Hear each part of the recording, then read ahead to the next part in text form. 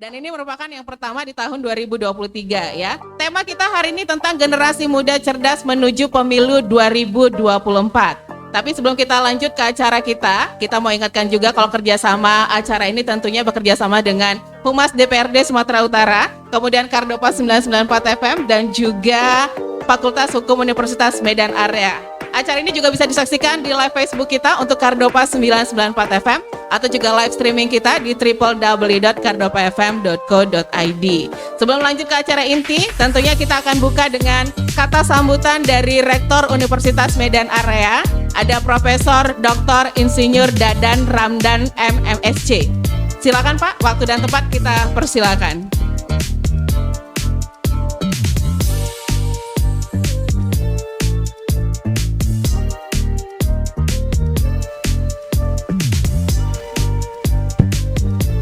Baik, terima kasih. Bismillahirrahmanirrahim. Assalamualaikum warahmatullahi wabarakatuh. Waalaikumsalam warahmatullahi wabarakatuh. Selamat pagi. Salam sejahtera untuk kita semua. Salam sehat dan salam karakter. Alhamdulillahirabbil alamin. Wassalatu wassalamu ala anbiya wa mursalin wa ala alihi wa sahbihi ajmain. Asyhadu an la ilaha illallah wahdahu la syarikalah wa asyhadu anna Muhammadan abduhu wa rasuluh. Rabbi shrah sadri wa yassir amri wa bisani yafqahu qawli.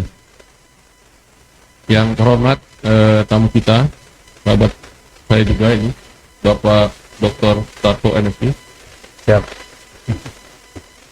Sudah rindu saya Pak, tidak mengikuti kegiatan pendidikan tinggi ya di tempat beberapa yang lalu. Terima kasih sudah hadir di kampus 1, kampus kebanggaan kita. Amin. Universitas Medan Area. Pak Dekan, Fakultas Hukum, ini Dekan yang paling ganteng ada di kalian. Selain muda ya. Ya, Bapak Dr. Citra Ramadan, ya dia ikut juga namanya dengan saya. Kalau ada Ramadannya biasa ganteng.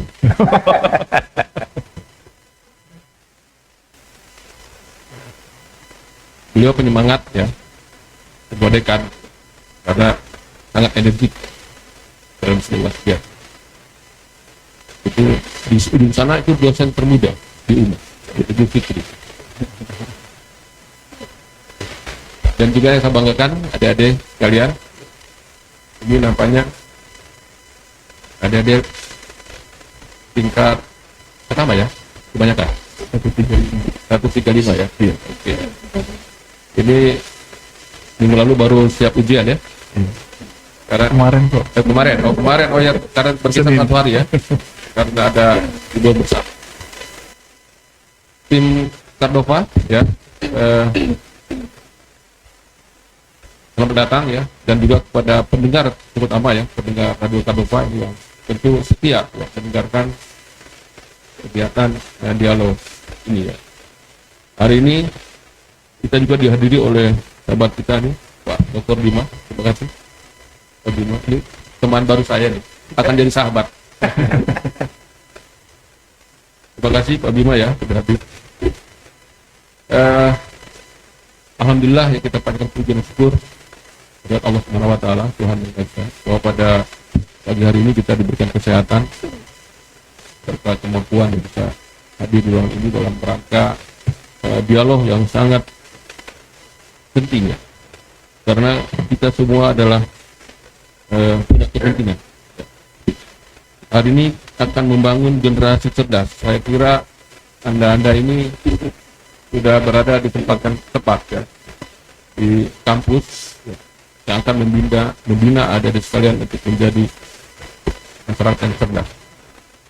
Nah, topik kali ini juga menarik ya, generasi muda cerdas menuju pemilu 2024. Ya. Saya kira semua kita tahu ya, kapan pemilu adik sekalian akan dilaksanakan?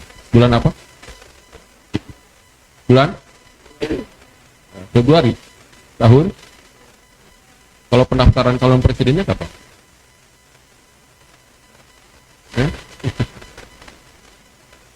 Masa nggak tahu, ya kan?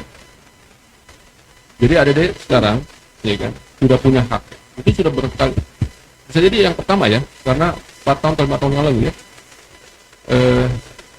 belum pernah barangkali mengikuti pemilu ya, baik untuk legislatif atau presiden ya, atau ada yang sudah pernah. Kalau saya udah nggak terhitung ya. Nah jadi ada sekalian di dalam memilih baik anggota dewan ya, atau juga presiden, ya tentu adik-adik bakal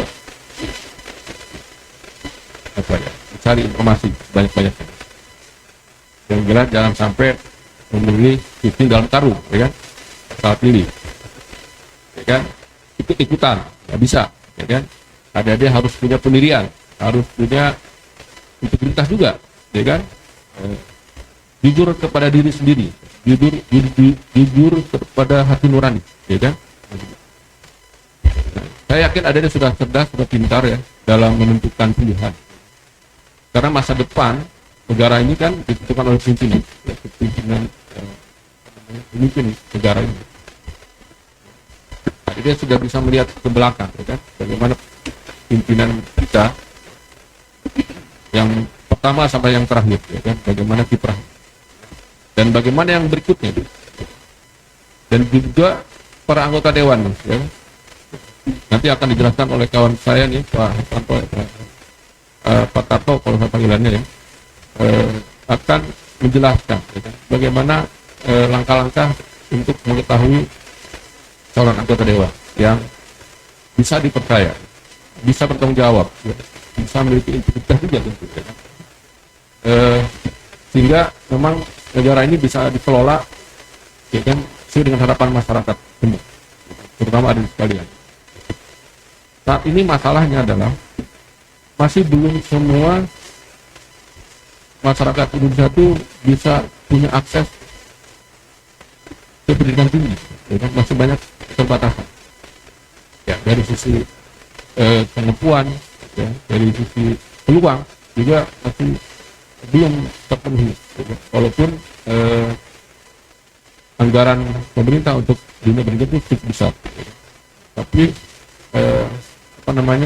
belum semua masyarakat yang ingin studi, terutama di pendidikan tinggi, itu masih belum bisa seluruhnya terpenuhi. Oleh karena itu, hari ini ada bisa diskusi ya, bagaimana harapan adik sekalian kepada anggota dewan yang akan datang. Ya. Adik-adik akan mendapatkan jawaban nanti, ya kan? Dari pembicara kita juga sudah dipadekan, ya kan? Bagaimana harapan-harapan dan peluang ke depan para anggota dewan. Insya Allah memiliki integritas untuk kemajuan dan persatuan negara Republik Indonesia yang kita cintai. Mungkin itu saja dari sekalian, dan juga pendengar Sadofa yang setia, saya ucapkan selamat mengikuti dialog ini, dan mudah-mudahan kita diberikan keridhaan Allah Subhanahu wa taala, Tuhan yang Maha Esa, dan akhir wabillahi taufiq wal hidayah. Assalamualaikum warahmatullahi wabarakatuh. Waalaikumsalam warahmatullahi wabarakatuh. Selamat pagi dan sampai jumpa. Ditepuk tangan dong. Terima kasih Pak Rektor kata sambutannya. Demikian kata sambutan dari Rektor Universitas Medan Area, Profesor Dr. Insinyur Dadan Ramdan MMSC. Yang jelas acara akan kita lanjutkan membangun generasi cerdas dengan tema generasi muda cerdas menuju pemilu 2024. Kita sudah menghadirkan narasumber yang kompeten tentunya. Kita kenalkan dulu narasumber kita yang pertama. Ada Bapak Dr. Sutarto MSI, anggota DPRD Sumatera Utara, dan juga Sekretaris DPD PDI Perjuangan Sumatera Utara. Selamat pagi Pak. Pagi Mbak Desi, Assalamualaikum warahmatullahi wabarakatuh. Salam sejahtera untuk kita semua. Ya. Secara khusus juga untuk pendengar Kardopa. Terima kasih Pak. Iya. Sehat-sehat ya Pak ya, biar kita terus sering sama ya Pak. Lanjut. Kemudian narasumber yang kedua ada Bapak Dr. M. Citra Ramadan SHMH, selaku Dekan Fakultas Hukum Universitas Medan Area. Selamat pagi Pak. Selamat pagi, Assalamualaikum warahmatullahi wabarakatuh. Salam sehat semuanya. Salam sehat semuanya. Sehat-sehat semuanya ya teman-teman ya. Dan tentunya kita ada moderator yang akan memandu acara kita selama 1,5 jam lebih ya lah ya. Kita langsung kenalkan narasumber udah. ke moderator berarti sekarang. Ada Fitriani Dewi Siregar SHMH, Kepala Bidang Keperdataan juga ya, selaku moderator kita untuk pagi hari ini yang akan memandu acara Membangun Generasi Cerdas yang ke-7 dengan tema Generasi Muda Cerdas Menuju Pemilu 2024. Tepuk tangan lagi dong. Acara langsung saja saya serahkan ke moderator kita, silakan Kak Fitri. Izin Bapak Ibu dan para mahasiswa sekalian yang hari ini sudah hadir ya, semangat dari tadi kita sudah mempersiapkan diri, sudah semangat untuk hadir ke ruangan ini, kemudian sudah siap untuk mendengarkan materi yang akan disampaikan oleh para narasumber pada pagi hari ini tentang bagaimana kita menyikapi pemilu cerdas di tahun 2024 nanti. Ya, Bapak dan Ibu serta mahasiswa sekalian, ya sebelum kita mulai kegiatan saya akan membacakan terlebih dahulu. Ini ada sedikit CV ya dari narasumber kita. Yang pertama ada Bapak Dr. Sutarto MSc. Nah, beliau juga merupakan seorang dosen ya dan juga banyak mengajar di berbagai kampus tentunya Bapak. Ya, beliau ada dosen, kemudian juga merupakan seorang praktisi di PDI Perjuangan Sumatera Utara sebagai sekretaris DPD, kemudian juga sebagai penasihat praksi di PDI Perjuangan di bidang komisi EP ya. Nah, bidang kesejahteraan, kesehatan dan pendidikan. Nah, kemudian di samping itu tidak asing lagi ya, ada Bapak Dekan Fakultas Hukum Universitas Medan Area. Kemudian Bapak ini juga seorang praktisi, juga banyak menjadi ahli ya di berbagai bidang, salah satunya kekayaan intelektual. Nah, beliau juga banyak membantu kegiatan-kegiatan yang berkenaan dengan kekayaan intelektual. Nah, hari ini kita akan mengikuti kegiatan dialog ya Pak ya. Sebenarnya ini ada dialog interaktif antara dari kerjasama ya, bentuk kerjasama dari Humas DPRD Sumatera Utara dengan Radio Cardova 99,4 FM dan Fakultas Hukum Universitas Medan Area. Nah, kegiatan ini nantinya diharapkan mahasiswa bisa aktif ya berdiskusi, silahkan bertanya, silahkan memberikan pertanyaan, kemudian apabila ada hal-hal yang ingin didiskusikan nanti akan dibantu diselesaikan oleh para narasumber kita. Untuk pertama sekali, baik tidak memperlama-lama ya, kita mempersingkat waktu, saya berikan kesempatan terlebih dahulu kepada Bapak Dr. Muhammad Citra Ramadan SHMH untuk menyampaikan materi yang akan diberikan dan dipaparkan selama kurang lebih 15 menit. Cukup ya Pak ya? Atau kelebihan Pak? Banyak Pak? Oke, baik. Silahkan kepada Bapak, kami persilahkan dengan segala hormat. Baik, terima kasih Ibu Moderator, Ibu Fitriani Dewi Siregar SHMH. Selamat pagi semuanya. Waduh, masih semangat nih kan? Sekali lagi lah ya, selamat pagi. Baik, yang kami hormati Pak Rektor yang tadi telah membuka acara, Pak WR3, Pak Dr. Rizkan, Pak narasumber kami yang terhormat, Bapak Dr. Sutarto MSI, ada Bapak Dr. Bima juga, dan kemudian semua tim ya dari Cardova, diproduksi oleh Pak Peter Manovo, dan tentunya mahasiswa yang hadir di sini dan para pendengar Cardova yang ada di rumah. Ya, tadi sudah disampaikan bahwa menarik ini. Ya. Tema kita terkait dengan membangun generasi cerdas menuju pemilu 2024. Nah, ini karena kita dari Fakultas Hukum ya, saya tergelitik untuk kemudian mengangkat isu ini ya dengan menambahkan izin sedikit frasa di belakangnya, yaitu membangun generasi cerdas berhukum, gitu ya. Jadi frasa penting ya dari esai yang mungkin akan saya sampaikan dalam 10 atau 15 menit ke depan itu terkait dengan menciptakan atau membangun generasi cerdas berhukum ya, dalam khususnya dalam tema kita menghadapi pemilu nantinya. Nah, kenapa kita gunakan cerdas berhukum bukan cerdas hukum misalnya? Nah, ini sebenarnya ya, atau terminologi ini kita gunakan ya untuk menekankan proses atau internalisasi hukum dalam konteks kehidupan. Jadi hukum itu bukan hanya terbatas ya pada pengetahuan hukum itu saja, bukan hanya proses taat mentaatinya saja, gitu ya. Jadi cerdas berhukum itu, saya kenapa saya tergelitik tadi? Karena saya pernah ada baca satu buku judulnya Biarkan Hukum Mengalir, karyanya Sacipto Raharjo. Ya, buku ini dari awal sampai akhir terus-menerus mencurigai dalam tanda kutip ya sekelebat manusia ya yang menjadi dinamisator hukum. Ya, baik itu dalam prosesnya making law, membuat atau menjalankan hukum, tapi juga breaking the law juga. Ya, bahkan breaking the law. Ya, merobohkan hukum atau mematahkan hukum itu sendiri. Jadi itu tidak bisa dipisahkan. Nah, ada gambaran yang saya rasa cocok untuk menggambarkan apa itu cerdas berhukum. Ya, dalam bukunya beliau menyampaikan ada dua kasus yang sama, tapi di dua tempat yang berbeda. Ada sebuah kasus jatuh pesawat, ya maskapai, satu di Jepang, satu di Amerika. Nah, di Amerika itu Prof. Chip menggunakan kata-kata yang menarik. Dia bilang, mohon maaf ini ya, para pembela itu ya saya juga lawyer sebenarnya, tapi kan ini yang dikatakan ya, seperti burung bangkai yang mencari daging manusia itu. Artinya kita mencari bukti di tempat jatuhnya pesawat, sampai akhirnya itu dijadikan bahan untuk mengajukan gugatan. Pada akhirnya 30 tahun setelah pesawat itu jatuh, kasusnya tetap bergulir di pengadilan.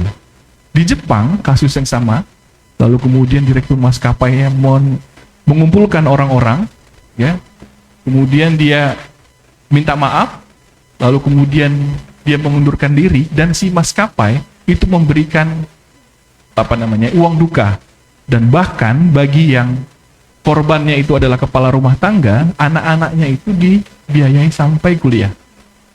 Case-nya selesai begitu mereka keluar dari pertemuan gedung tadi, pertemuan mediasi tadi. Nah, dari sini tergambar nggak cara berhukum yang saya maksud? Tergambar ya?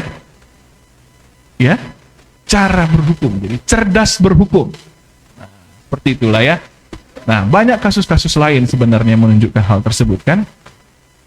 Nah, tapi intinya dari cerita tadi kita bisa melihat ya bahwa kita itu tidak lepas dari berjalannya hukum itu sendiri. Kita harus menyadari bahwa kita merupakan bagian dari sistem ya dalam hukum itu. Nah, itu yang perlu kita ketahui tentang cerdas berhukum. Lalu kemudian apa peran mahasiswa ya dalam membangun generasi cerdas berhukum? Ini ada cerita lagi, ilustrasi lagi. Tahu nggak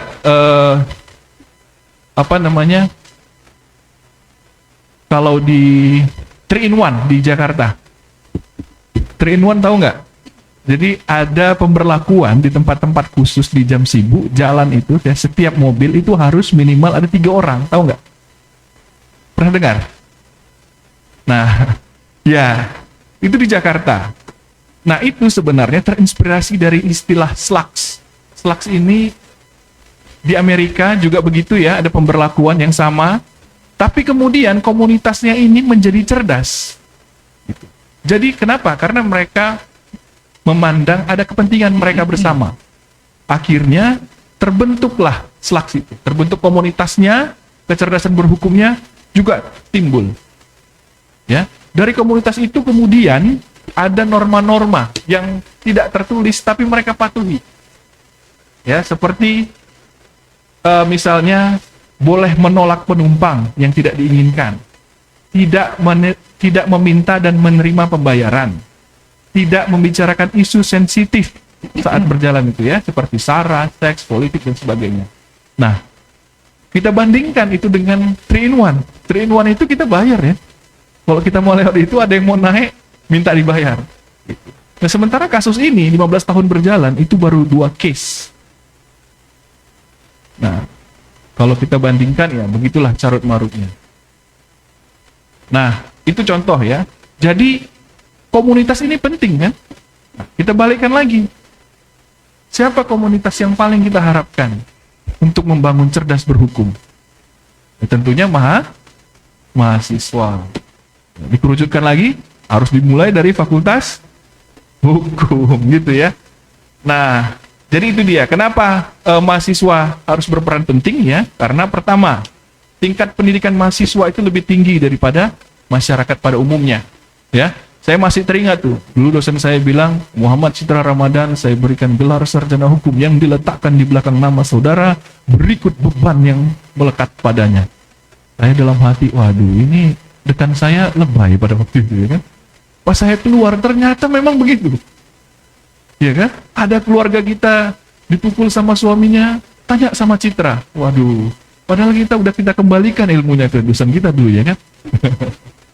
Nah, jadi kita itu memang ya harus bertanggung jawab setelah lepas dari pendidikan kita. Ya. Kemudian sangat dimungkinkan bagi mahasiswa untuk membangun kerangka berpikir berbasis keilmuan, kritis, konstruktif dan memberikan solusi tentunya kan. Makanya tadi saya bilang harus solutif. Lalu kemudian mahasiswa itu dengan ilmunya bisa menelaah informasi harusnya lebih matang. Ya kan? Kemudian diharapkan mahasiswa mempertahankan nilai-nilai idealismenya. Dan juga tentunya didukung dengan aktivitas kemahasiswaan yang membuat mahasiswa menjadi lebih sensitif terhadap lingkungan dan situasi, ruang lingkup sosialnya yang pasti lebih luas, dan jangkauan informasinya yang juga lebih luas. Nah, kemudian masuk ke esai selanjutnya. Nah, gimana caranya kita supaya cerdas berhukum menghadapi pemilu? Kan? Tadi kita sudah contohkan itu beberapa cerita-cerita yang timbul dari komunitas, akhirnya mendatangkan keteraturan karena kecerdasan berhukum itu. Nah, kita lihat sebenarnya kalau dari sisi aturan di pasal 86 ya, Undang-Undang Nomor 8 tahun 2012 tentang larangan kampanye. Ya, nanti setelah diumumkan dimulai, lalu kemudian kita kan menilai itu kan, visi-misi kerja kan gitu kan, yang kita nilai di situ. Namun kemudian kadang-kadang ya karena kadang-kadang berujung pada hilangnya kesantunan dalam berpolitik. Gitu ya, walaupun tadi saya bilang udah ada tuh diatur dalam pasal 86, udah ada tidak boleh mempersoalkan dasar negara, nggak boleh melakukan kegiatan yang membahayakan keutuhan NKRI, menghina seseorang, agama, suku, ras, golongan, dan sebagainya. Nah, tapi itu terjadi gitu kan? Nah, tapi itu terjadi. Nah, ini gimana kita membentuk generasi cerdasnya itu? Apalagi sekarang money politik. Saya masih ingat di tahun-tahun sebelumnya ada istilah ambil uangnya, jangan pilih orangnya. Itu pernah dengar nggak kira-kira? Sering dengar gitu ya? Atau ambil barangnya, jangan ambil barangnya, pilih sesuai hati nurani. Oh, saya ingat itu perkataan Pak Prabowo pada waktu itu misalnya, ya kan? Nah, kalau kita melihat ini kan sebenarnya penentangan kan terhadap money politik itu. Jadi, wah, lu banyak uang, nggak apa-apa, kita terima ya kan? Rupanya nggak menang, nah misalnya gitu kan? Akhirnya ini kan hukuman bagi pelaku-pelaku money politik. Misalnya ini. Lalu kemudian ada istilah lagi, laporkan kepada yang berwenang. Nah, jadi ya kalian-kalian ini kan sudah jadi pemilih nih ya, pemilih pemula tadi kata Pak Rektor ya. Nah, jadilah pemilih pemula yang cerdas. Jadi kalau misalnya kalian melihat ada yang jadikan itu sense belonging kalian ya, kepemilikan kalian. Pemilu ini jadikan bagian dari milik kalian. Jadi kalau misalnya dari bagian dari kepemilikan kalian ada hal yang tidak sepatutnya, maka kalian harus berbuat, laporkan. Gitu ya. Jadi ini semua ya sebenarnya untuk menciptakan itu tadi ya, nilai-nilai demokratis, lalu kemudian terpenuhinya kepastian hukum dalam pengaturan proses tahapan pemilu, lalu kemudian terpenuhinya integritas berupa jujur, adil, dan transparan. Intinya pemilu yang ideal itu untuk Indonesia yang lebih baik. Terima kasih Pak Rektor. Baik, mungkin itu saja yang dapat saya sampaikan. Atas kekurangan saya mohon maaf. Mungkin nanti kita bisa berdiskusi. Saya kembalikan ke Ibu Fitri sebagai moderator. Baik, terima kasih Pak Dr. Muhammad Citra Ramadan SMH atas penjelasannya dan pemaparan yang sangat menarik ya. Sudah bisa membuka wawasan mahasiswa sekalian bahwa bagaimana caranya agar kita sebagai mahasiswa ini dapat menjadi orang yang cerdas berhukum ya. Jadi bukan cerdas hukum saja, harus cerdas berhukum. Apalagi ini kita akan menjadi generasi milenial yang akan ikut serta dalam pemilihan, tentunya nanti pemilihan serentak di tahun 2024 ya. Jadi para mahasiswa gunakan haknya sebaik mungkin ya, gunakan kesempatan ini juga sebagai tempat kalian untuk menyalurkan hak suara dan hak pilihnya. Kenapa tegang sekali ini? Takut? Biasanya nggak seperti ini Pak. Oh, kurang Oh, pantun. kurang pantun Pak Dekan mungkin ya. Biasa kita buka dengan pantun, tutup dengan pantun. Ini nggak ada yang kena pantun, jadi hening cipta. Oke. Ya. Oke Pak Sutarto mungkin dibuka dengan pantun nanti. Iya Pak, silakan. Ayo Pak, ayo. Ayo Pak, saya kasih waktu. Biasanya terus deh Pak. Udah ya, buka. Tadi mungkin Pak Dekan dan saya lupa himbau sih untuk menyediakan pantun. Nih, Mbak. Boleh Pak Dekan, boleh berpantun dulu nih biar semangat dulu. Ahli pantun kita bukan Pak Dekan Bu, ada Pak Wakil Rektor. Saya lagi tungguin pantunnya Pak Rektor. nanti di Oh. WA-in ke saya gitu.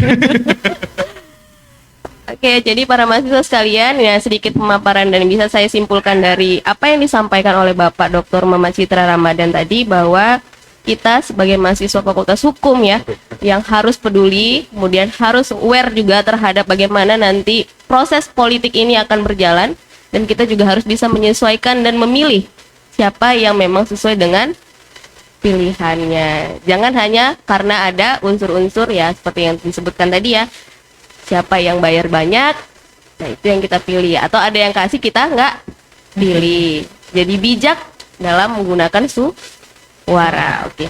Baik, gimana Pak? Siap pantunnya? Belum ya Pak? Udah. Lagi Pak Tarto nanti suruh pantun pusing deh. Oh, baik.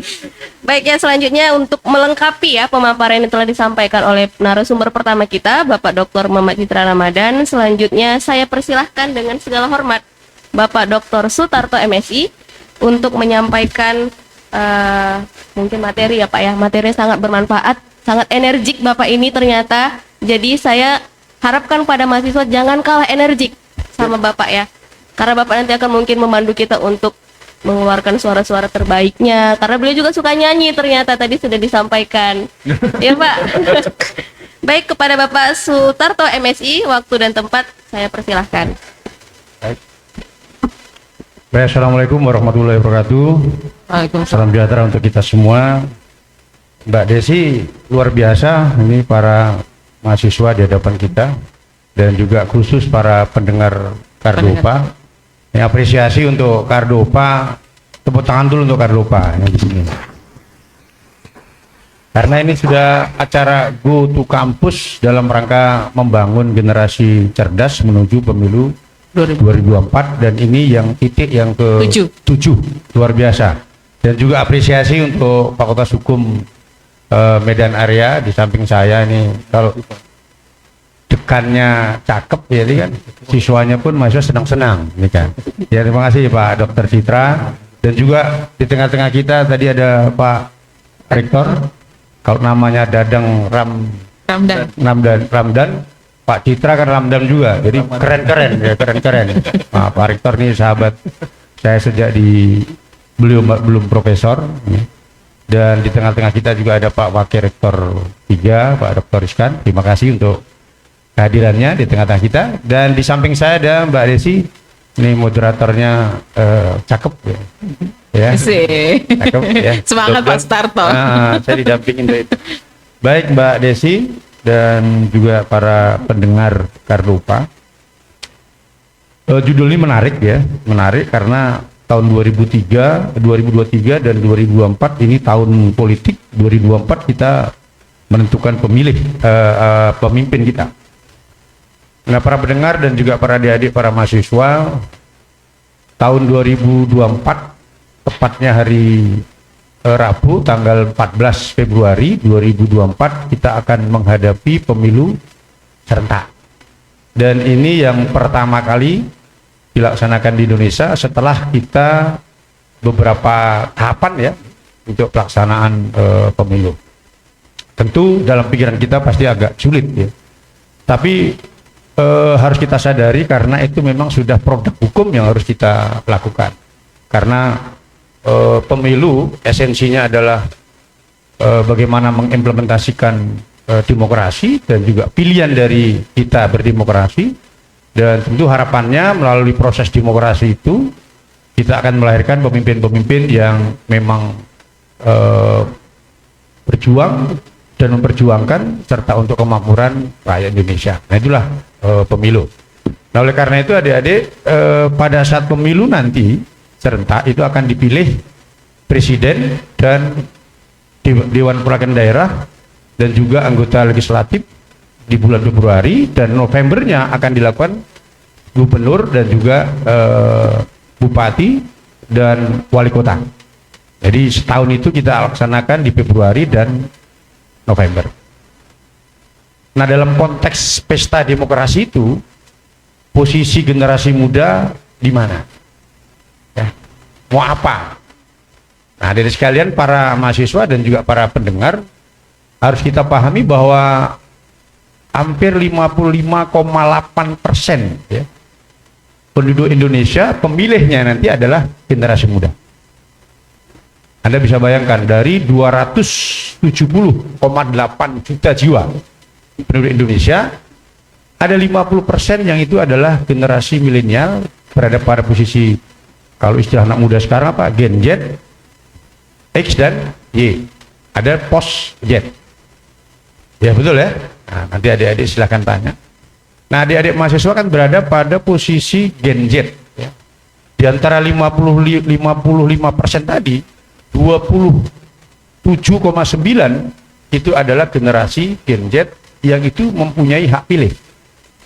Karena umurnya posisikan di 24 tahun ke bawah, tapi itu sudah punya hak pilih. Adik-adik punya hak pilih dan juga nanti generasi muda punya hak pilih. Nah, artinya apa? Artinya pemilu sebagai instrumen demokrasi, peran generasi muda sangat besar dan strategis dalam menentukan pemimpinnya. Ya. Tadi saya sampaikan bahwa pemilu salah satu instrumen bagaimana kita melahirkan, outputnya adalah lahir seorang pemimpin yang punya integriti dan bisa memperhatikan kepentingan rakyat atau kepentingan bersama. Nah, generasi muda pada posisi itu 55% menentukan itu. Nah, tinggal pertanyaan mendasarnya adalah apa yang dilakukan generasi muda dari angka secara statistik demikian tinggi. Nah, apakah generasi muda nanti akan lebih banyak golputnya? Ini kan kecenderungan kadang-kadang kalau ada survei Mbak Desi dan Mbak Fitri ya, kadang tingkat golput mahasiswa itu tinggi. Nah, oleh karena itu event seperti ini bagian secara integral dari bagaimana mendorong partisipasi politik mahasiswa. Tadi Pak Citra sudah menyinggung, dan tema hari ini adalah menciptakan generasi cerdas. Nah, dari sekalian dan para pendengar Kardopa, di dalam menentukan pilihan, ya, memang sangat tergantung kepada sosiokultural dari pemilih itu sendiri. Nah, ini karena di depan saya ada para mahasiswa, ada tipologi preferensi orang untuk memilih. Ya. Ada 4. Ya. Pertama, orang memilih karena berdasarkan etnisitas, suku, agama. Karena ada golongan yang seperti ini. Ya, ada golongan yang memilih karena kesamaan visi, ideologi, ya, karena program dan jejak rekam. Dan juga ada orang yang memilih preferensinya karena afiliasi partai politik. Nah, ini kan, nah tinggal adik-adik sekarang, terakhir adalah preferensi pemilih, orang memilih karena rasionalitas dan objektivitas.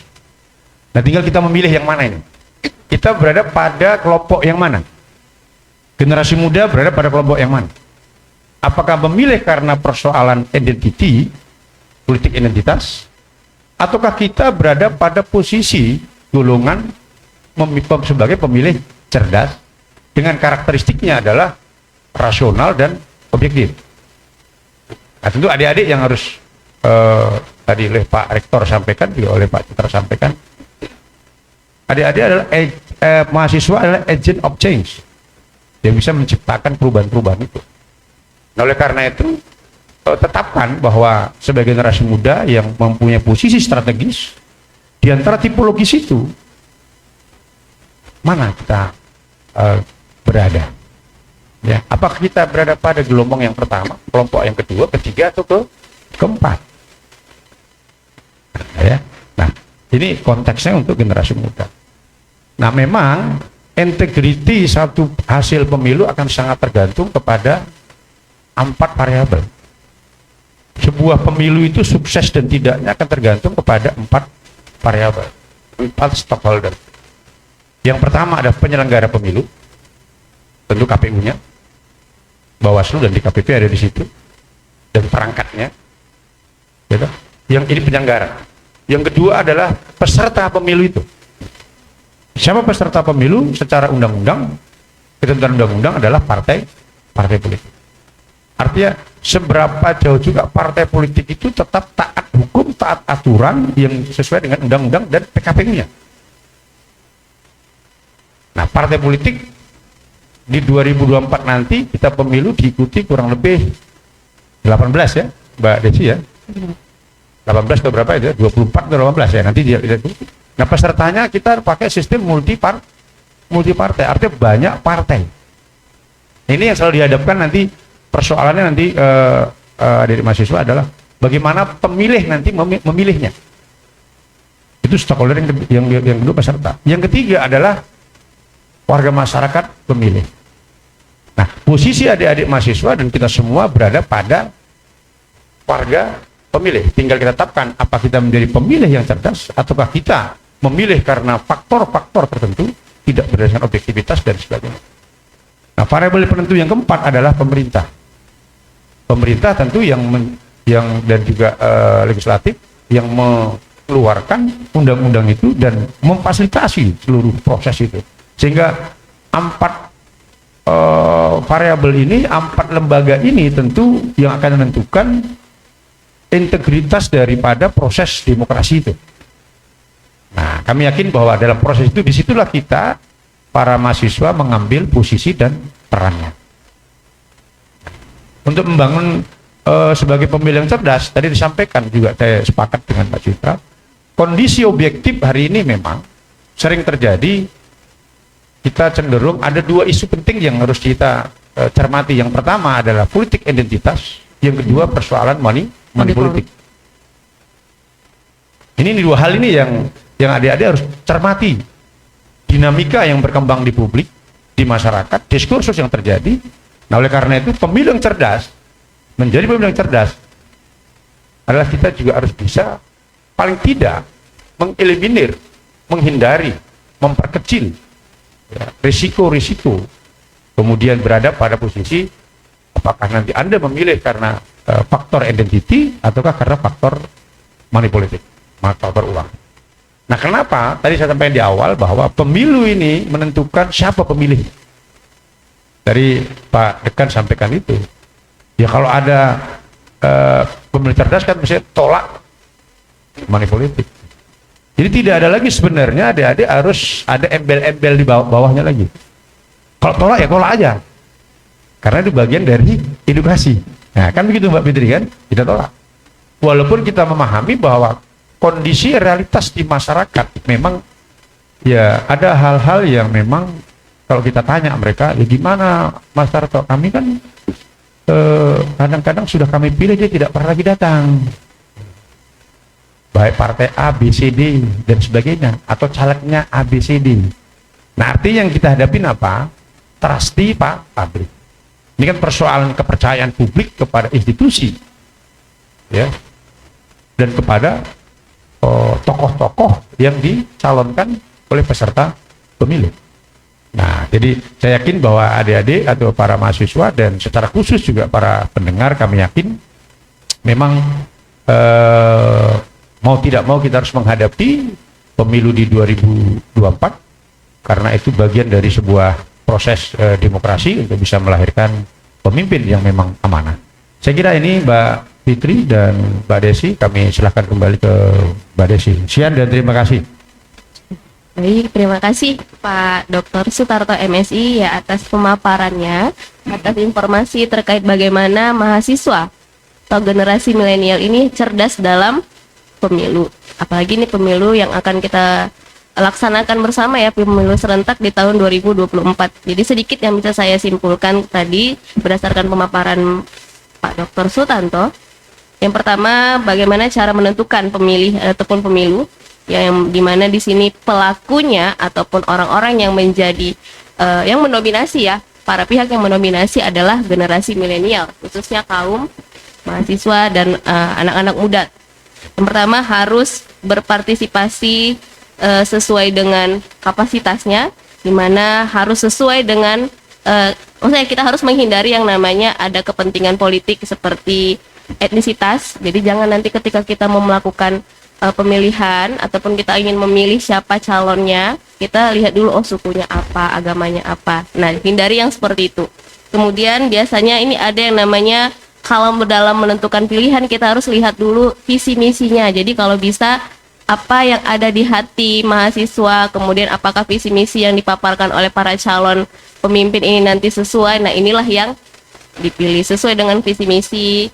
Kemudian juga biasanya pemilihan ini juga akan sesuai dengan afiliasi partai politik tadi ya Pak ya. Jadi faktor-faktor terkait dengan besarnya partai politik, kemudian dari mana para calon pemimpin ini nanti berasal, dari partai politik mana, ini juga akan berpengaruh. Kemudian ada rasionalitas dan objektivitas. Jadi mahasiswa di sini harus memilih ya, memilih para calon pemimpin ataupun harus cerdas dalam menentukan pemilihan, terutama di pemilu serentak tahun 2024 nantinya. Baik, mungkin kita akan ambil waktu break sejenak ya, sambil menunggu waktu istirahat atau break ya. Saya kembalikan dulu kepada Kak Desi. Nah, nanti kita akan lanjut sesi diskusi ya. Kepada mahasiswa dipersilakan untuk mempersiapkan pertanyaannya. Kemudian nanti kita akan lanjutkan dengan sesi diskusi. Sebelum itu saya kembalikan terlebih dahulu kepada Kak Desi. Terima kasih Kak Fitri sebagai moderator kita untuk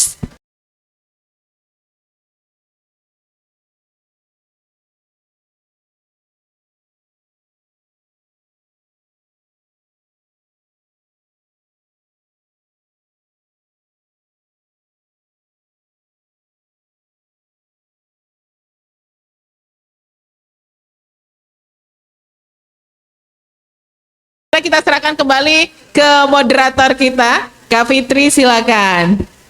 Ya, baik, terima kasih Kak Desi ya. Ini mahasiswi Fakultas Hukum Universitas Medan Area juga masih semangat. Sudah diberikan waktu tadi untuk membuat pertanyaan yang akan disampaikan kepada narasumber kita pada siang hari ini dengan tema membangun generasi cerdas, generasi muda cerdas menuju pemilu 2024. Ya, mungkin yang sudah ada di dalam ruangan bisa melakukan diskusi ataupun memberikan pertanyaan kepada narasumber kita.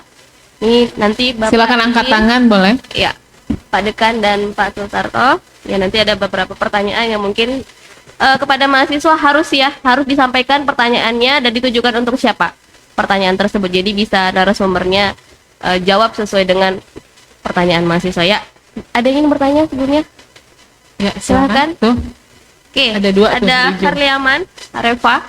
Oke, Ada 3. ada 3 orang. Empat. Ada lagi 4. Kita 5. batasi dulu ya, 5 ya. Oke. 5 pertanyaan 5 cepat, pertanyaan dulu ya. singkat dan padat. Ya, silakan pertama kepada Saudara Harliaman Harepa, ini mahasiswa Fakultas Hukum semester 5.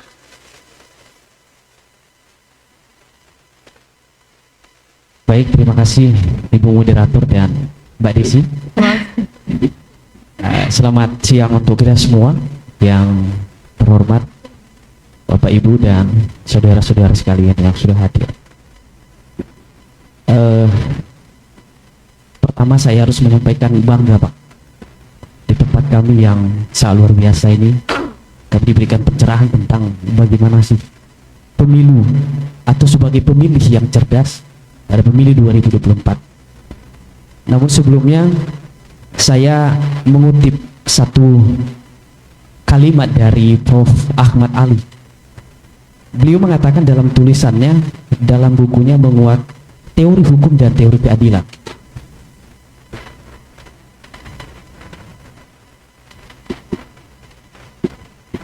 bahwa orang yang sadar hukum belum tentu taat hukum, tetapi orang yang taat hukum sudah pasti sadar hukum. Beliau mengatakan itu di dalam bukunya. Namun kemudian saya langsung masuk kepada pertanyaan. Pertama, saya mungkin akan masuk kepada Pak Dekan. Beliau tadi menyampaikan tentang idealis. Dulu ketika beliau menjadi seorang narasumber, saya pernah memperhatikan bahwa kalau undang-undang itu tidak diimplementasikan, maka tidak ada perubahan. Dia akan menjadi barang mati. Yang mau saya tanyakan adalah bagaimana kemudian tindakan selanjutnya, ini khusus Fakultas Hukum, bagaimana kemudian masyarakat, khususnya pemuda, menjadi betul-betul generasi yang cerdas dalam memilih. Apakah kemudian kita punya tindakan setelah ini, ataukah kita akan hanya sebatas untuk mendengarkan ini saja? Saya yakin tidak semua masyarakat mendengar ini. Dan mungkin setelah ini pun kita akan lupa, karena 2 tahun lagi baru pemilu. Itu yang pertama. Kemudian saya tujukan kepada yang terhormat Bapak Wakil Rakyat kita ya. Saya mengatakan begitu. Berikan saya satu gambaran yang nyata Pak. Bagaimana kemudian saya seorang pemilih, dalam tanda kutip sebagai generasi Z, menghindari yang namanya politik identitas dan money politik. Kita tidak bisa menafikan Pak, bahwa kemudian pelanggaran-pelanggaran pemilu kita, money politik ini tidak bisa kita hindari. Dia menjadi penyakit yang sudah melekat. Kita tidak tahu pertempuran 2024 itu antara hati kita, ini saya, keluarga saya, tapi yang lain juga memberikan tebal ini. Gimana ya? Kadang-kadang juga kita harus memperhatikan itu dan kemudian mempertimbangkan. Nah, berikan saya gambaran Pak, ini yang nyata, yang sudah pernah Bapak alami. Ya, mohon maaf Pak, saya agak keras sedikit, tapi saya mau yang nyata Pak, karena saya yakin mungkin saya menerka sedikit ya, bahwa kemudian 2024 bisa saja maju kembali lagi. Siapa yang tidak mau dengan kekuasaan? Kita harus jujur itu Pak. Jadi supaya kami juga akan mengambil bagian di dalamnya sebagai pemuda. Bagaimana kemudian kami memberikan penerapan nanti kepada masyarakat. Nah, berdasarkan yang Bapak sampaikan, itu akan menjadi fondasi kami sebagai generasi muda. Demikian, terima kasih.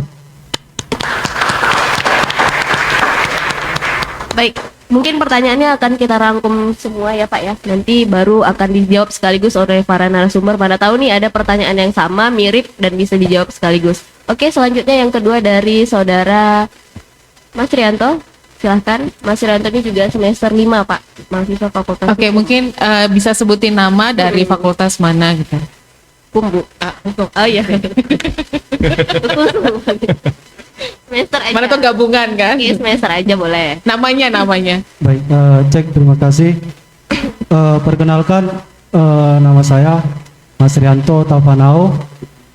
Pasti sudah nampak dari gambar mukanya suku Nias. Mahasiswa Fakultas Hukum Universitas Medan Area, saat ini semester 5 dan menjelang semester 6. Jadi ada dua substansi pertanyaan yang ingin saya sampaikan terhadap narasumber yang luar biasa pada siang hari ini. Yang pertama juga patut kita bersyukur karena kehadiran Tuhan Yang Maha Esa, karena kita diberikan kesempatan untuk berdiskusi terkait krusialnya pemilu 2024. Nah, yang pertama saya ke Pak Dekan dulu, izin Pak Dekan bertanya terkait bagaimana kita mahasiswa hukum yang dikatakan sebagai akademisi berhukum cerdas berhukum dalam artian idealisme kita, mempertahankan idealisme kita ketika kita sudah dihadapkan dengan dasen dasolen, hukum yang ada, hukum yang seharusnya dengan hukum yang berbeda di masyarakat atau yang berlaku di masyarakat. Dalam artian seperti apa? Kita banyak temukan memang berkali-kali kita berbicara tentang produk hukum, tetapi pada pelaksananya khusus pada pemilu ini tidak sesuai dengan apa yang diamanatkan oleh undang-undang. Nah, itu yang ingin saya mintakan terkait hal tersebut. Yang kedua, kepada Pak Dr. Sutarto, izin Pak. Jadi tadi Bapak sebutkan ada 3 organ pemilu kalau saya tidak salah, KPU, pemilih dan peserta tersebut, yaitu partai politik. Nah, yang ingin saya tanyakan, bagaimana kami sebagai masyarakat menghadapi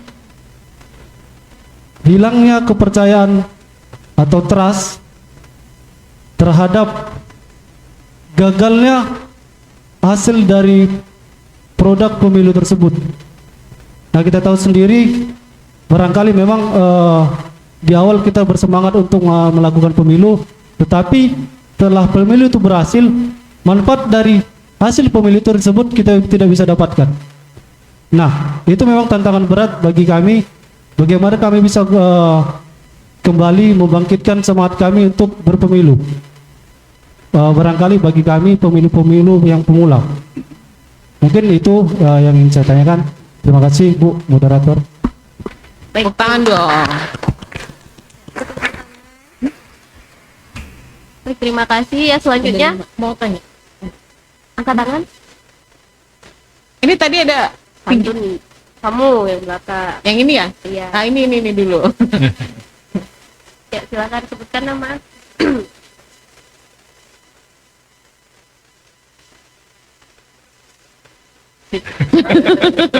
Cukup.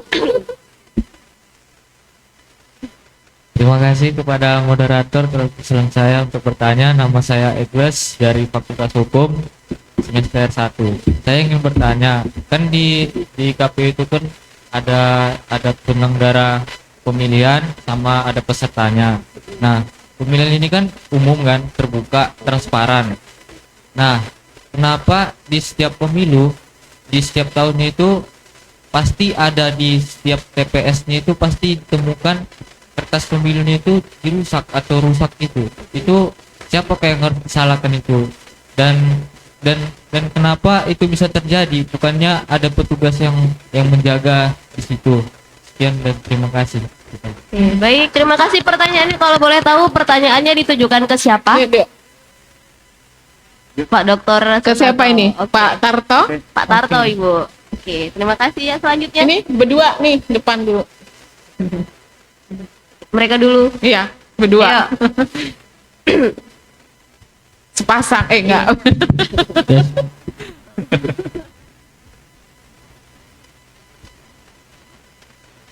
Oke, terima kasih buat moderator. Perkenalkan, nama saya Merokle Simpson Sidaputar dari Fakultas Hukum Stambu 2021. Semester 3 menjelang semester 4. Izin bertanya kepada Bapak Sutarto.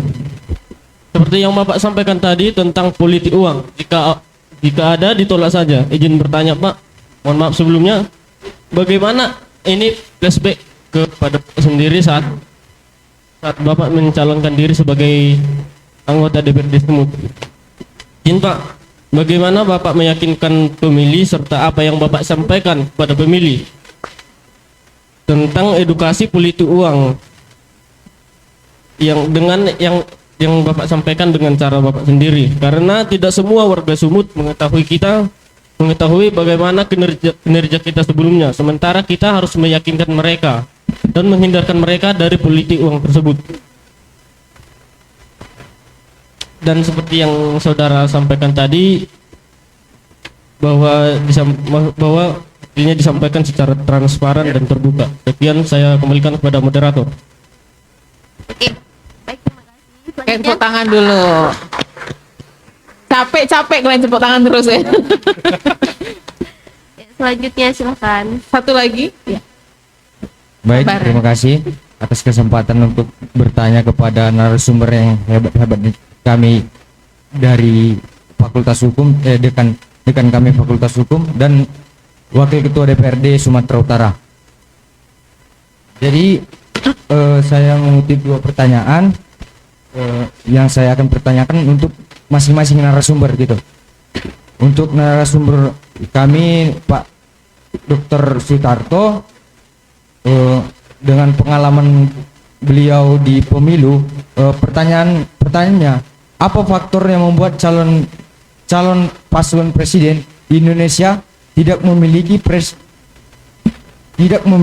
calon lebih dari calon presiden?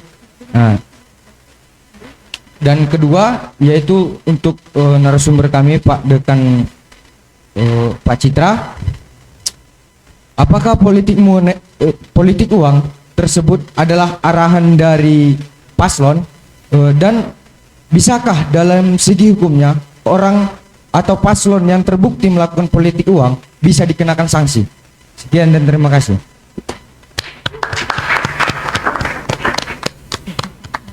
Kita 5 dulu, sabar ya Bang ya.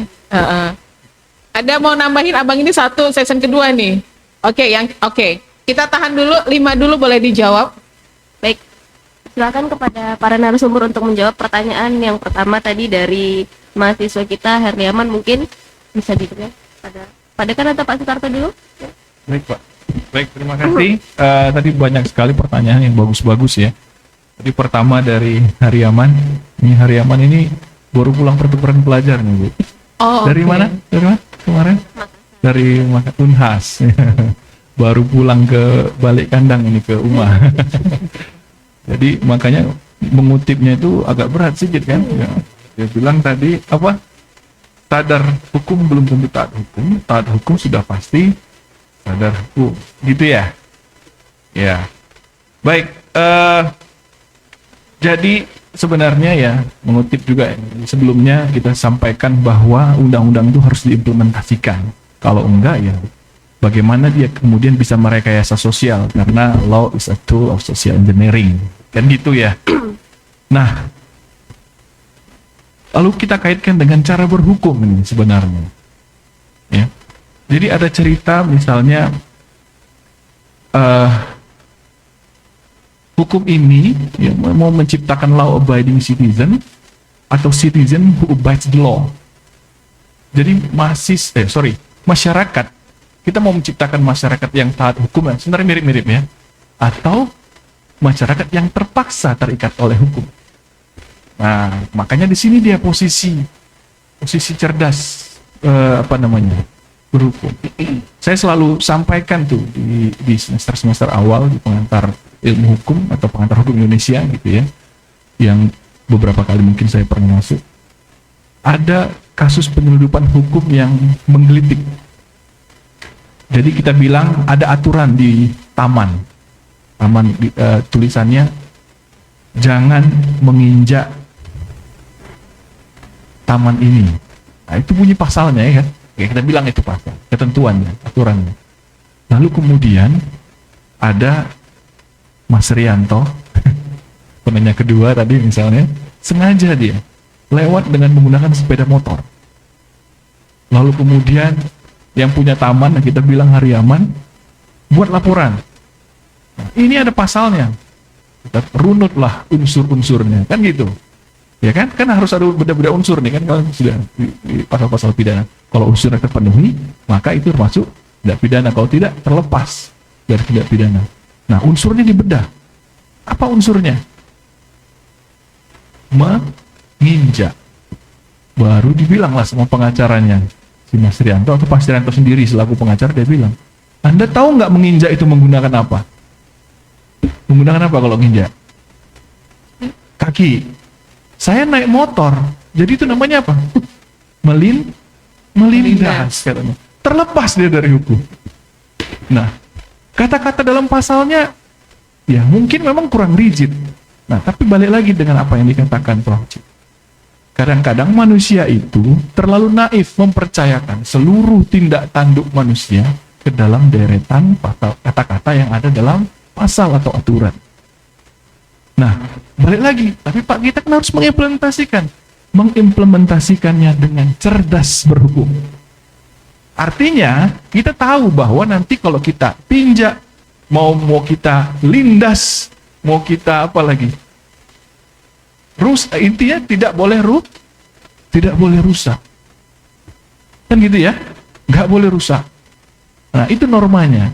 Jadi kita memahami itu norma, bukan kata-katanya. Kalau kata-katanya dan kita itu tidak cerdas berhukum, kita membelok-belokkan itu. Atau cerdas berhukumnya dalam ke arah yang negatif misalnya. Kan gitu. Itu kan kelemahan kata-kata kalau kita bilang itu pasal. Balik lagi. Terima kasih Pak WR, Pak Dekan Teknik. Jadi itu dia.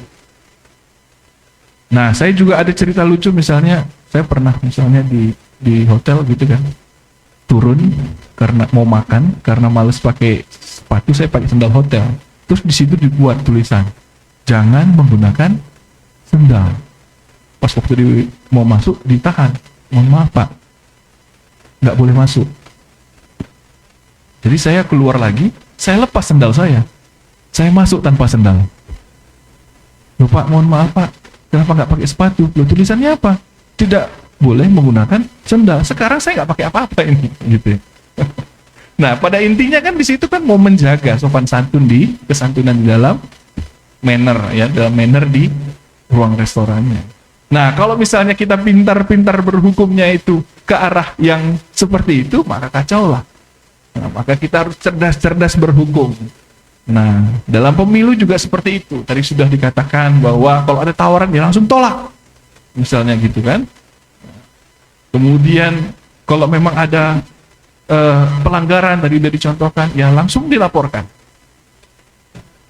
Nanti dalam proses cerdas berhukum ini menemukan norma-norma sendiri yang bagus. Gitu ya. Jadi ada cerita juga ini di bukunya Prof. Cip juga. Ada satu orang Amerika, satu orang Jepang mau kondisinya di Amerika, mereka mau nyebrang jalan. Nah, pada saat lampu merah, ya, pada lampu hijau ya, tapi artinya mereka belum boleh jalan kan gitu kan? Artinya mereka belum boleh jalan. Tapi sepi. Orang Amerikanya bilang orang sepi kok, ayo kita jalan. Terus orang Jepangnya nggak boleh, jangan, aku tetap di sini. Kenapa nggak ada polisi, nggak ada apa? Kenapa harus? Nah gitulah. Terus dibilang Prof. Cip, bayangkan itu, ya.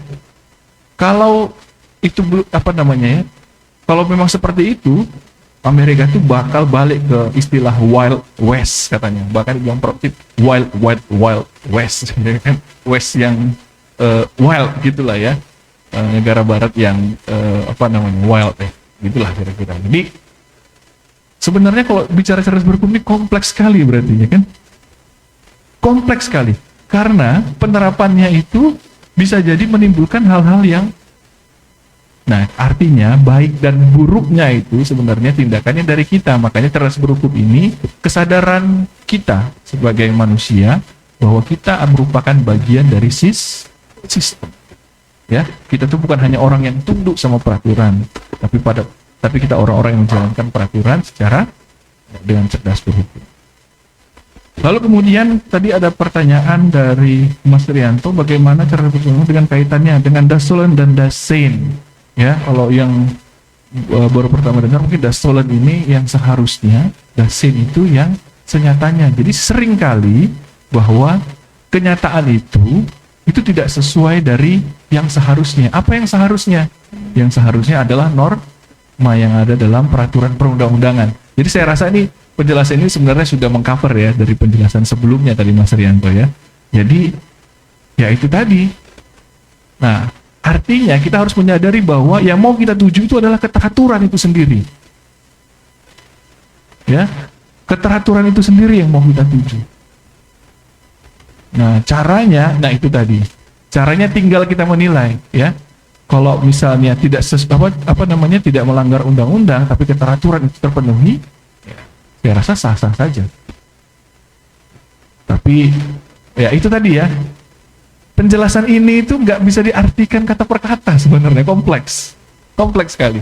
Jadi ada case, baru langsung kita turunkan, ya, analisisnya. Kemudian politik uang tadi ya. Terakhir ya, yang untuk saya itu ada politik uang bisa dikenakan sanksi atau tidak. Bisa. Tadi saya udah sampaikan itu ada pasal 86 gitu ya, dikenakan sanksi. Nah, caranya bagaimana gitu ya kan? Karena sanksi itu kan harus ada proses. Nah, makanya terkait kita dengan cerdas hukum, makanya laporkan. Di mana melaporkannya banyak. Biasanya KPU menyediakan tuh ya Pak ya, ada dari website, ada dari WA, Kapundu ada platformnya, dan kalau melihat prosesnya mudah, cuman memang dalam peraturan itu ya, itu harus memenuhi syarat formil sama material. Formilnya orang yang melaporkan, dia sebagai apa, pemilikkah, itu kan. Lalu kemudian materialnya yang dilaporkan tentang apanya, mana yang dilanggar, diduga dilanggar.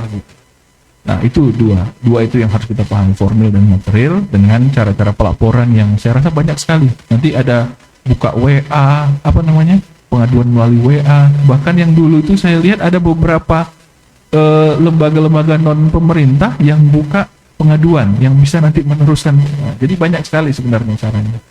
Ya, tinggal kita mau speak up atau tidak, itu aja. Mungkin itu penjelasan dari saya kembalikan mungkin Bu Moderator. Ya, baik, terima kasih Pak Dekan ya. Itu penjelasan ya dari pertanyaan-pertanyaan disampaikan oleh para mahasiswa terkait dengan bagaimana caranya untuk menjadi mahasiswa yang cerdas berhukum, kemudian bagaimana mengantisipasi apabila terjadi namanya money politik dalam proses pemilu. Kira-kira ada lagi? Bisa diterima jawabannya? Bisa diterima jawabannya? Bisa ya? Bisa lah ya. Bisa lah. Karena Bisa lah waktu ya. kita juga nggak banyak. Oke, bisa Tapi ya. kalau kurang puas kita tahan narasumbernya, kita ngobrol aja. Oke. Baik ya. ya.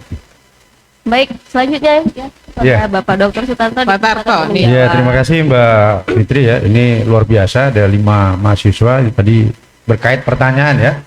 Kita ada Herlen Ahmad, ada Mas Rianto, ada Atlas, ada Marshall ya. Terakhir siapa? Medwal. Oke, baik. Yang pertama Saudara Ardia ya.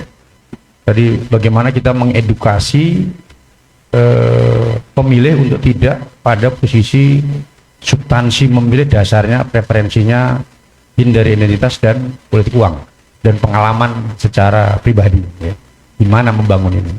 Nah dari sekalian saya harus sampaikan bahwa memang preferensi pemilih ya, pemilih itu kan dipengaruhi oleh budaya politik daripada warga masyarakat sendiri. Kalau di dalam sepanjang budaya politik kita masih ya, kita ada tingkatannya ya, ada partisipan, parokial, dan objektif ya. Nah, kalau kita mau objektif, mau jujur, sebenarnya kan budaya politik kita masih pada parokial. Artinya apa? Orang mau berpartisipasi politik kalau didorong-dorong. Kalau ada sesuatu. Ini persoalan yang dihadapi di kita semua.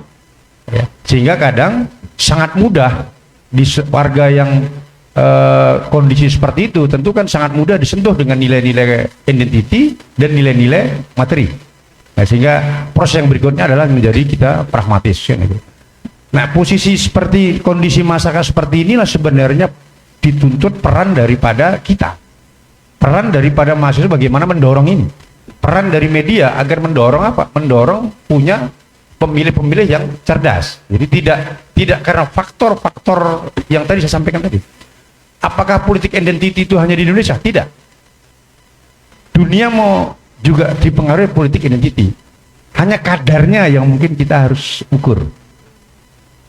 Di Amerika atau tempat lain, Dia identity. Hanya proses pra pemilihnya kan dia lebih objektif melihat. Tidak karena faktor-faktor yang itu menjadi faktor subjektif. Jadi yang saya sampaikan adalah ini menjadi tantangan kita bersama, generasi muda dan kita semua, dan justru kita bersyukur Kardopa mau go to kampus mendorong ini. Jadi saya kira Herdanto ini tantangan kita bersama bagaimana kita membangun pemilih-pemilih yang memang nanti memilih sesuai dengan hati nuraninya dan memang seorang yang dipilih itu layak untuk bisa memperjuangkan kepentingan warga masyarakat. Ini secara psikologis memang suara kebatinan seperti itu. Ini saudara Herlia ya, yang tadi baru pulang dari Makassar karena kampus Merdeka ya. Iya Pak. Iya betul. Nah kemudian adik kita di Mas Rianto ya. Bagaimana tingkat kepercayaan partai politik meningkatkan kepercayaan itu? Nah dari sekalian saya mengutip survei dari indikator ya. Lembaga-lembaga yang tingkat kepercayaan publik tertinggi sekarang ini masih posisi TNI 93%, ya, lembaga presiden 85%, MA 79%, MK 78%, DPR 66%, partai politik 54%. Ini kan diukur trustinya publik kepada lembaga ini. Nah memang kita harus akui bahwa posisi partai politik dihadapkan kepada trustee yang lemah. Nah pertanyaan tadi bagaimana meningkatkan itu? Nah kami yakin bahwa setiap partai politik pasti, aku yakin saya berusaha juga untuk meningkatkan perannya ya di mata pemilihnya dan di mata pendukungnya. Itu sudah pasti ya. Hanya memang optimalisasi itu harus didorong terus oleh partai politik bagaimana dia bisa menjalankan fungsi dan perannya. Apakah fungsi pendidikan politiknya, apakah fungsi artikulasinya, apakah fungsi mendorong partisipasi warga dan sebagainya. Tentu ini bagian kerja-kerja partai politik memang harus lebih dioptimalkan. Kenapa? Mau tidak mau karena partai politik ini kan salah satu instrumen strategis demokrasi. Nah, jadi kalau memang partai politik juga semakin tidak mendapatkan trust dari publik, maka kerugian juga bagi demokrasi. Nah, oleh karena itu memang dituntut komitmen yang penuh dari semua partai politik untuk bisa lebih meningkatkan trustinya. Bagaimana caranya? Ya, prosesnya setiap partai politik harus mampu melahirkan kader-kader yang memang bisa diterima oleh publik, mampu memperjuangkan kepentingan publik. Apakah dia nanti duduk di legislatif atau duduk di eksekutif? Ini kan bagian kerja-kerja politik yang dilakukan oleh partai politik supaya dia apa? Supaya bisa menaikkan trustinya. Salah satunya tadi itu ya kita harus hindari adanya korupsi dan sebagainya itu. Ini kan bagian kita meningkatkan trust. Nah pertanyaannya apakah pasti bisa? Tentu ini butuh satu kerja keras. Jadi ini saya kira Mas Rianto bagaimana meningkatkan memang akan sangat tergantung kepada komitmen dari setiap partai politik itu, dan tentu saya juga akan sangat didorong oleh kepentingan dari di luar partai politik itu. Nah kemudian saudara Edles, ini teknis ya. Kenapa di kertas suara ada koyak? Siapa yang bertanggung jawab? Nah, dari sekalian di dalam teknis kepemiluan ya, orang pemilih datang ke TPS untuk memilih. Sifatnya rahasia, jujur, adil dan rahasia. Nah, salah satu instrumennya, alatnya adalah kertas suara. Nah, dari sekalian, setiap partai politik peserta pemilu itu pasti menugaskan saksi. Nah, sebelum nanti melaksanakan proses pemilihan, semua kertas kan nanti diperiksa. Maka kalau ada yang rusak, dia diganti. Maka sesuai dengan PKPU, setiap jumlah per TPS itu kertas suaranya dilebihkan 2,5%. Karena apa? Berdasarkan aturan mekanismenya, setiap TPS itu kan posisinya 400, ada yang 300, 400, tinggal kita limitnya di mana. Pasti akan ada stoknya kertas suara 2,5%. Sehingga kalau yang rusak tadi, dengan sendirinya dia tidak dipakai. Itu sudah dipersiapkan secara mekanisme peraturan regulasi dari PKPU itu. Ini saudara Edles. Nah kemudian Tadi saya kira pengalaman pribadi juga sudah saya sampaikan ya, bagaimana agar orang tidak pada menerima uang. Di awal tadi saya sampaikan ada sekalian bahwa kalau kita menjadi pemilih yang cerdas, ya memang harus kita tolak itu. Nah persoalannya tadi kan kita dihadapkan dengan Pak Citra tadi sampaikan, adik sampaikan, dasen dan dasolnya selalu tidak sinkron. Antara idealita dengan kenyataan tidak sinkron. Saya tawarkan kepada adik sekalian, DPRD Provinsi Sumatera Utara, setiap orang akan ada kesempatan dalam 1 bulan itu 3 kali untuk turun ke warga masyarakat, bertemu dengan konstituen. Saya ingin tawarkan adik kalau mau. Pada saat nanti saya turun, boleh catat nomor HP saya nanti, boleh dampingin saya, silahkan. Nanti kita akan bisa secara komunikasi dengan warga masyarakat, apa sih yang dirasakan sebenarnya oleh warga masyarakat itu. Ya, sehingga seperti Pak Citra sampaikan bahwa mahasiswa tidak hanya ada di bangku, tapi dia juga harus turun ke bawah. Silakan. Kapan nanti ada namanya wasbang, ada reses nanti, dan juga ada sosper. Nah itu kan ada masa-masanya yang bisa kita, kalau mau adik-adik boleh bersama dengan saya akan ajak. Mungkin tidak semua, ya kan, 2 orang 3 orang yang mau, apalagi yang mau nyusun skripsi, boleh saja kepada adik-adik ya. Saya kira tepuk tangan dulu adik-adik. Malu-malu nih. Iya, biar semangat dulu ya. Saya kira itu. Sehingga nanti kita akan lihat bagaimana mengedukasi untuk tidak terpengaruh dengan politik uang. Karena kalau politik uang itu kan memang sesaat. Ya sesaat, tadi Pak Citra tadi sesaat. Ya, sesaat. Tapi efeknya 5 tahun. Nah, itu saya kira. Yang terakhir tadi adik kita ya. Apakah ada ketentuan bahwa pasangan calon presiden wakil presiden itu hanya 2 pasang? Kan itu ya. Nah, adik-adik sekalian, berdasarkan undang-undang, calon presiden itu kan diusulkan oleh partai politik atau partai politik gabungan dari partai politik. Dia harus memenuhi ketentuannya adalah 20%. Kalau berdasarkan matematik, 100% itu berarti 5. Kalau berdasarkan matematik. Artinya apa? Berdasarkan ketentuan hukum, ya, berdasarkan ketentuan hukum tidak diatur harus 2.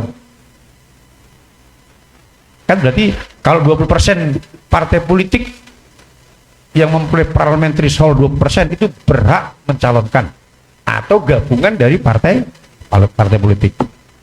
Nah, dinamika hari ini kalau ada dibaca di media, pasti akan ada diskusi, akan ada komunikasi politik ke semua. Kenapa? Karena dengan sistem multipartai kan tidak ada partai yang di atas 20%. Hanya 1. Yaitu PDI Perjuangan. Harus saya sampaikan ini. Artinya apa? Ini kan persyaratannya. Ya, maka seluruh partai politik itu harus melakukan kerjasama, melakukan komunikasi politik. Apakah sudah pasti itu? Nanti ada tahapannya, kapan diumumkan.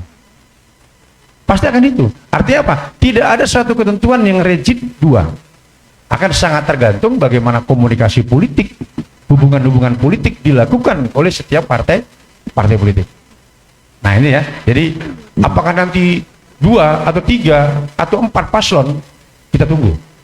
Nah kita tunggu. Yang penting dia memenuhi persyaratan ketentuan tadi di atas 20%. Ya itu ya saya kira ya, adik-adik sekalian ya.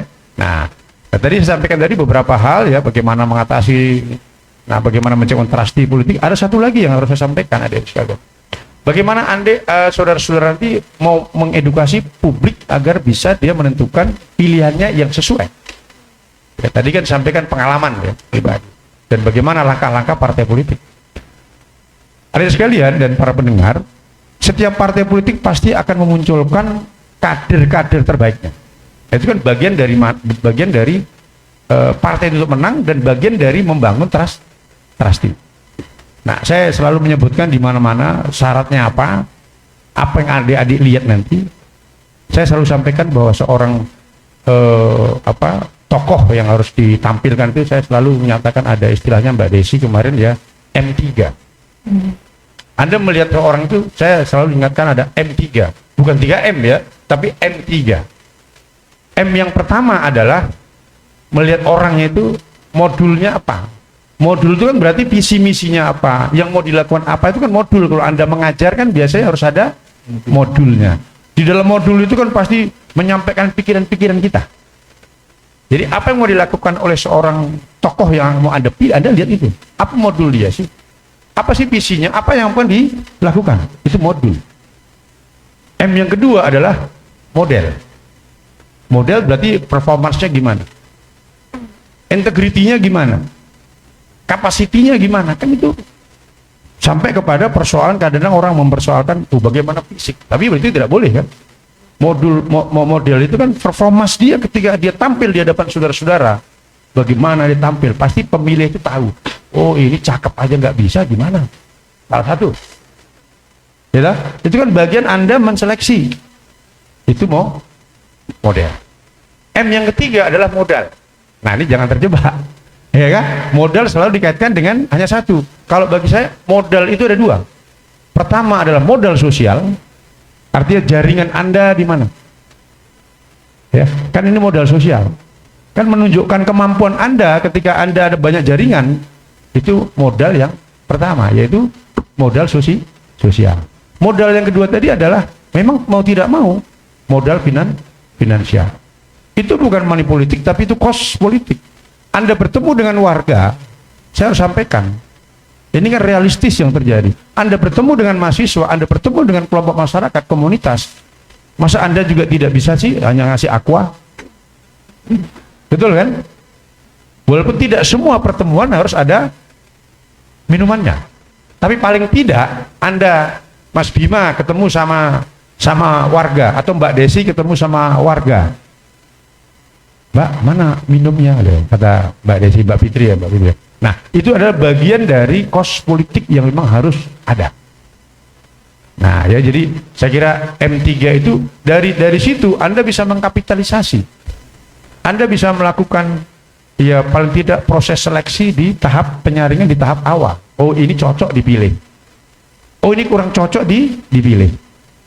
Nah, artinya apa? Anda sudah berada, kita sudah berada pada posisi golongan pemilih cerdas dengan evaluasi seperti itu. Nah, saya kira ini Mbak Fitri, Mbak Desi. Terima kasih. Oke, Kak Fitri, kita masih ada waktu sampai jam 12. Mungkin satu pertanyaan dari teman kita yang satu ini. Kayaknya antusias banget. Kita kasih cepat ya. Oke, namanya pantun nih. Ayo, Silakan pantun. sebutkan namanya. Ini nih, mic-nya. Pantun. Pantun namanya. Baik, terima kasih. Pantun. Assalamualaikum warahmatullahi Iya. wabarakatuh. Shalom. Waalaikumsalam. Terima kasih yang pertama juga kepada Radio Kardopa dan menyediakan program seperti ini, membangun generasi cerdas menuju pemilu 2024. Nah, yang dari saya tangkap dari pertanyaan dekan saya tadi, pernyataan. Nah, ada buku yang memang mengutip kata mencurigai manusia. Wajar kita curigai manusia. Mungkin sesama kita di sini saling curiga, tapi nggak mungkin kita bilang kayak gitu. Nah, generasi cerdas itu yang saya tangkap dari penjelasan dekan saya, dia terpengaruh oleh lingkungan itu sendiri, kultur yang membentuk keintelektualan generasi muda. Maka generasi muda yang cerdas itu adalah generasi muda yang harus menghadirkan winning solution di antara masyarakat sebagai agen perubahan dan sebagainya, penjaga moral. Nah, pertanyaan saya terkhusus ini kepada Bapak Dr. Sutarto MSI selaku Wakil Ketua DPRD Sumatera Utara dari fraksi PDI, Pak. Dikoreksi dulu. Maaf, bukan wakil ketua, saya anggota. tapi sebagai anggota DPR. Iya, Anggota DPRD. ini didengar oleh pendengar, jadi jangan salah nanti. Oke. Ya, terima kasih. Maaf ya Pak ya. Jadi generasi muda sekarang itu yang sering saya bahas juga dengan rekan-rekan juang saya, terkena isu anti politik atau krisis politik. Jadi banyak generasi muda yang memang sekarang enggan untuk berpolitik. Tapi menurut saya pribadi, politik adalah suatu keharusan yang mendasar bagi kehidupan manusia. Nah, jadi turunnya tingkat kepercayaan generasi muda kepada para wakil rakyat ini sebetulnya disertai turunnya kinerja dari wakil rakyat ini sendiri. Yang kita tahu dengan berbagai isu maupun produk undang-undang yang dikeluarkan. Nah, apalagi yang disampaikan oleh Bapak Dr. Sutarto Mungkin tadi, bisa lebih singkat. Iya, sedikit. 55% generasi muda adalah mempunyai hak suara. Nah, ada salah satu yang saya tangkap dari Bapak tadi, generasi muda menjadi posisi yang strategis untuk sebuah pemilu 2024. Semoga nanti generasi muda ini tidak dijadikan target pasar karena memiliki angka presentasi yang tinggi. Nah, pertanyaan saya itu Pak, bagaimana Bapak menjawab suatu statement tentang bagaimana urgensi generasi muda yang memang menganut sekarang saya anti politik, saya tidak mempunyai trust kepada pemerintah. Di luar itu sendiri mengenai tingkat dan kinerja perwakilan rakyat itu sendiri maupun produk yang dikeluarkan. Terima kasih Pak. Wait, tepuk tangan. Pak Tarto mungkin bisa lebih singkat ya menjawabnya, singkat padat Baik. jelas gitu Pak. Ya, ini namanya Pantun, Pak. pantun. Mbak Desi, dia pantun, kita nggak punya pantun. Iya. Ya. Tadi aku pikir Baik. disuruh pantun, rupanya Iya, namanya. makanya pantun namanya. Baik, pantun ya. Ya ini mendasar memang. Ya, mendasar. Saya hanya sampaikan bahwa adik-adik sekalian, posisi generasi muda sangat penting ke depan. Setiap zamannya ditentukan oleh generasi muda dan terutama adalah para mahasiswa. Maka saya hanya menghimbau, jangan anti politik. Seluruh produk hukum itu adalah proses politik. Ya, kan? Seluruh produk hukum itu adalah proses politik. Kenapa? Karena harus diputuskan, ditetapkan oleh eksekutif dan legislatif. Kan tidak bisa hukum berdiri tunggal di situ. Artinya apa? Anda mahasiswa Fakultas Hukum, Anda mahasiswa, Anda tidak bisa apolitik. Karena semua proses kehidupan adalah proses sosial politik. Ya, satu. Yang kedua, jangan karena trusty Anda kepada satu lembaga, Anda berada pada saudara-saudara berada pada posisi golput. Ya, kan ini proses golput ini. Betul kan, Bantun kan? Ya, Anda saudara-saudara harus membangun satu trusty ya. Dan melihat persoalan-persoalan yang realistis bahwa memang bangsa ini membutuhkan pemikiran-pikiran besar dari para generasi muda dan para mahasiswa. Dia tidak bisa apolitik. Termasuk saya ketika juga, saya ini dosen sejak tahun 90. Saya berada di kampus. Saya juga dulu aktivis seperti saudara-saudara. Saya juga sering turun di jalan. Ya, saya juga turun di jalan. Tapi saya baru turun ke partai politik setelah tahun 2008. Artinya apa? Kita tidak hanya ingin berada di ruang kelas yang sekian kali sekian. Kita harus melihat sebuah realitas kehidupan yang ada di warga masyarakat. Supaya apa? Supaya kita juga bisa memperjuangkan itu di dalam realitas kehidupan yang lebih baik. Jadi istilahnya kalau Pak Citra, kita tidak bisa menjadi berada di menara Gading. Kita harus turun ke bawah. Nah, saya kira ini pantun ya sebagai apa saja, sebagai sebuah ilustrasi. Nah, kalau emang Anda generasi muda mau berpartai, silahkan. Sesuai dengan pikiran-pikiran saudara. Pasti semua partai politik akan membuat karpet merah untuk para aktivis mahasiswa. Silahkan saja. Nah, kalau mau ke partai saya, silahkan. Nah, tidak boleh kampanye ini, nggak boleh. Bukan kampanye. Betul ya? Nggak boleh kampanye, Mbak Desi, nggak boleh. Ya, silahkan saja. Kita bisa diskusi sambil kita minum kopi. Saya kira nih Mbak Desi, Mbak Cita. Makasih. Kembalikan ke Mbak Fitri. Kak Fitri silakan Oke, sebagai kesimpulan dari moderator kita karena waktu kita sudah mau selesai. Baik, terima kasih kepada para narasumber yang sudah memberikan jawaban-jawaban atas pertanyaan yang telah disampaikan oleh para mahasiswa Fakultas Hukum. Jadi jelas ya, hari ini kita sudah diberikan pencerahan, diberikan pengetahuan dan ilmu ya dari para narasumber kita bagaimana caranya menjadi generasi yang cerdas. Nah, generasi yang cerdas dalam menghadapi pemilu tahun 2024 nantinya. Jadi pertanyaan dari para mahasiswa juga sudah dijawab oleh para narasumber kita pada siang hari ini. Jadi harapannya kita semua bisa menjadi mahasiswa ataupun generasi muda yang aktif, kemudian yang cerdas, yang bisa membentengi diri ya, untuk tidak terjerumus ke dalam kegiatan-kegiatan ataupun aktivitas yang bertentangan dengan norma dan aturan hukum yang ada di Indonesia ya. Selamat mengikuti pemilu. Nantinya para mahasiswa di sini juga sudah bisa menggunakan hak suaranya untuk menjadi pemilu yang cerdas ya. Pemilih pemula ya. Ya, pemilu pemula ya, cerdas dalam menentukan pilihan, jangan mau terlibat dengan yang namanya money politik gitu. Jadi harus dipikirkan kembali apa konsekuensinya, apa dampaknya kalau kita terjerumus ke dalam hal-hal yang dilarang oleh undang-undang. Mungkin itu saja ya. diskusi kita pada siang hari ini. Saya ucapkan terima kasih banyak kepada para narasumber yang sudah memberikan materi yang sangat luar biasa. Saya ucapkan terima kasih kepada Bapak Dr. Sutarto MSI. Saya ucapkan juga terima kasih banyak kepada Bapak Dekan Fakultas Hukum Universitas Medan Area, Bapak Dr. Muhammad Citra Ramadan. Saya ucapkan terima kasih juga kepada para mahasiswa yang sudah hadir, dan saya ucapkan terima kasih kepada Radio Cardova FM yang sudah memfasilitasi. Dosen kita juga. Oh iya, Bapak Ibu dosen Fakultas Iya. Hukum yang sudah berhadir, saya ucapkan terima kasih sudah ikut dalam kegiatan ini. Terima kasih banyak atas waktunya. Kita akan ketemu lagi dalam kegiatan-kegiatan yang lebih bermanfaat selanjutnya. Sekian dari saya, tapi izin Kak, saya ada pantun tadi baru disampaikan oleh baru kita berpantun. Iya, kebetulan ada pesan pantun dari Bapak Wakil Rektor, tadi tidak sempat untuk menyampaikan pantun. Izin saya menyampaikan sebelum kita tutup hari ini kegiatannya. Didengarkan ya. Ya, pantunnya, makan singkong pakai kelapa parut. Cakep. Ditemani oleh istri tercinta. Cakep. Pemilu 2024 jangan sampai kita golput. Cakep. Masa depan Indonesia ada di tangan kita. Nah, Mungkin satu lagi. Baik, satu lagi mungkin ada pantun yang akan disampaikan oleh Bapak Dekan. Ini juga amanah. Oh, Bapak udah ada? Pak Sutarto udah ada? Pak Tartar sudah Ada, Pak? Iya. Tapi ini agak apa sedikit ya? Apa Pak? Silakan Pak. 1 menit Pak. 1 menit ya. Iya. Hujan-hujan, baju basah. Cakep. Takut petir juga gempa. Cakep. Hari ini kita berpisah. Semoga esok kembali berjumpa.